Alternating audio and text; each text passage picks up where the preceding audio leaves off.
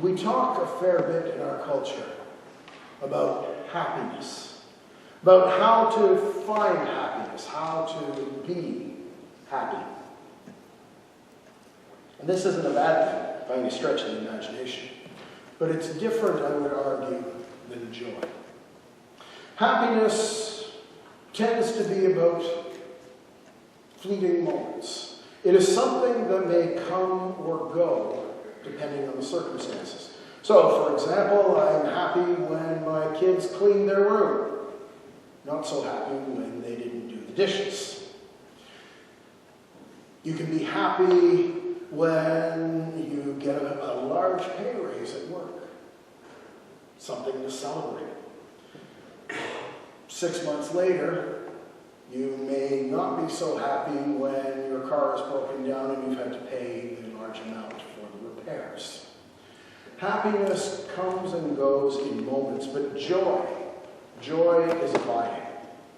I would say that happiness is like a cool, refreshing drink that's there to be drunk in the moment that it's there.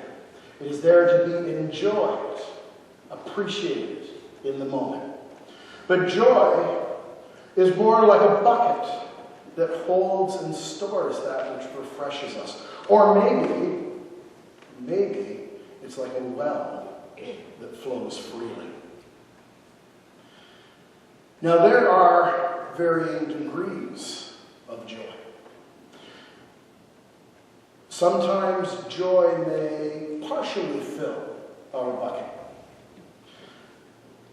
It may be a victory that spurs us, that moves us onward, that leads us to be more than we have been. It may be, some have experienced a moment of holiness in worship that changes them as they move forward in life. Sometimes it's something remarkable that happens. So remarkable that we feel like we might burst. So, for example, when a child is born. Or those who have been through the fires of illness and disease and come through on the other side with a major healing. It is something that changes us, but doesn't necessarily lead us into the fullness of who we can and we're called to be. So happiness is a drink that we savor in the moment. Joy is something that begins to fill our bucket. And this is in part what Mary would have experienced in the moment where she sings her song of praise. Now it's important to note the cultural context that this comes out of as well, because it isn't just a wonderful birth announcement that the angel brings. The angel brings a blessing with a danger. The danger in this situation for this young unwed mother is that she might not make it. Culturally, she is pregnant, she is not married. Culturally, according to the law of Moses, she could have been stoned to death. And yet, she sings. She sings not just because she's been told she's going to have a child. She sings because she is told who this child will be. And you will bear a son, and you will call him Emmanuel, God with us. Now here we get to the joy that is like a flowing, ever-flowing well that does not cease. The greatest joy is to experience, is to know the presence of the Lord, and to know that our lives are in good and loving hands.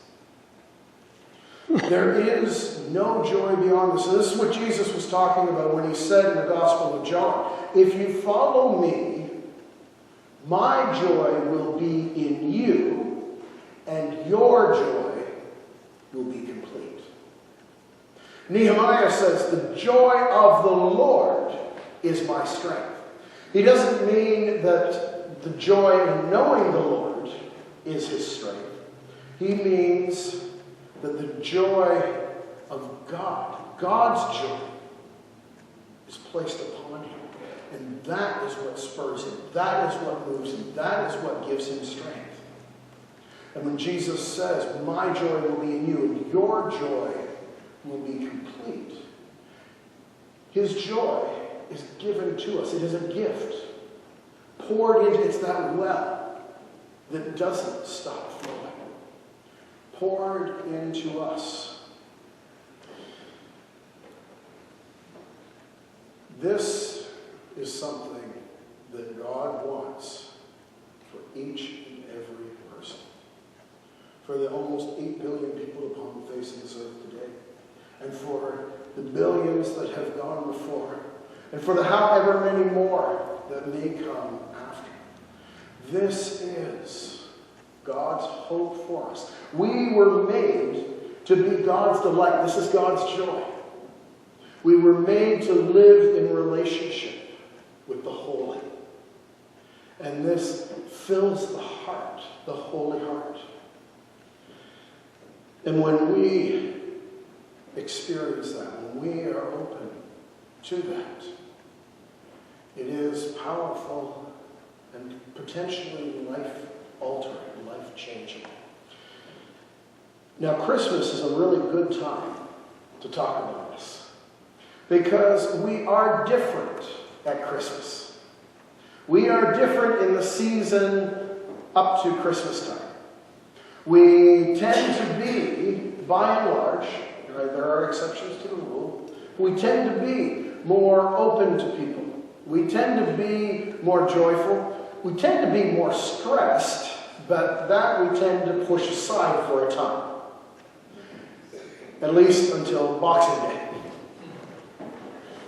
And my advice, by the way, is don't shop on Boxing Day. Stay home and pray. Because it seems quite often that the joy of the season ends on the last day of the season. But before that, we tend to be open. We tend to see people differently. People that you pass by on the street in the hot, the dog days of summer, will tend to keep our head down as we pass by each other. But in this time, we'll actually say something. We'll greet each other.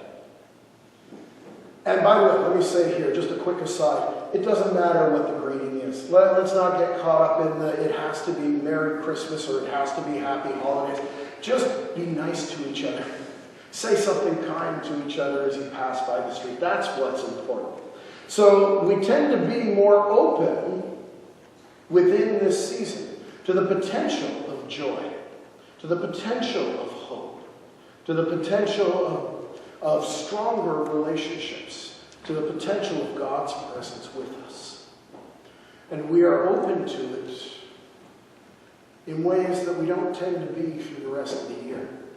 So cultivate that, my friends. Cultivate that garden of openness. God wants everyone to experience that joy. Everyone. Not just a select few. Every single soul and person. So cultivate that garden within your heart of openness to experience the joy. And if you have already, if you have experienced that incredible life-changing joy of God, hallelujah. Wonderful. If so, though, share it with others. Jesus said, nobody puts a light under a basket. If you've had that overwhelming joy placed upon your heart, share it with others. If you haven't, don't worry. God may be working in your heart right now. And tomorrow, and the day after, preparing you for something incredible, for something monumental. Jesus said, my joy will be in you, and your joy will be complete. That is